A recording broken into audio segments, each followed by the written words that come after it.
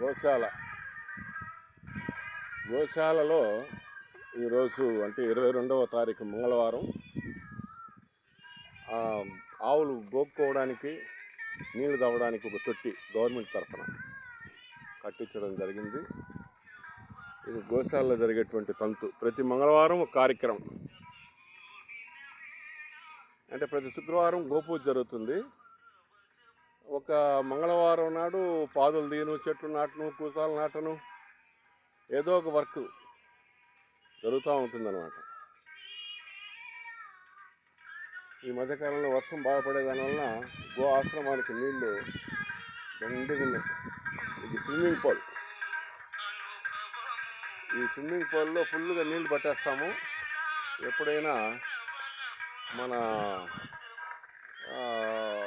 Dance పిల్లలు మేము స్నానం చేయటం అది జరుగుతుంది. స్విమ్మింగ్. ఇది గో ఆశ్రమం.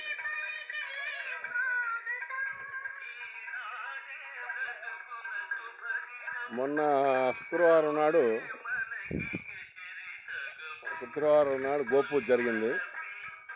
ఆయన retired x-ray department, health department, government hospital నుండి రిటైర్డ్ అయిన ఆదినారాయణ సార్ వాళ్ళ ఫ్యామిలీ. 2 మనవరాళ్ళ బర్త్డేలు జరిపించారు.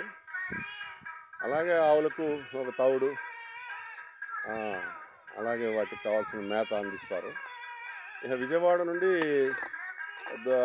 గ్యాస్ ఏజెన్సీస్లో గ్యాస్ డిపార్ట్మెంట్లో పనిచేస్తున్నటువంటి ఇండియన్ గ్యాస్లో సత్యప్రసాద్ గారు ప్రతి నెల గోగ్రాసం అందిస్తారు. ఇది ఈ మధ్యకాలంలో కట్టిన స్విమ్మింగ్ పూల్, 20 అడుగులు.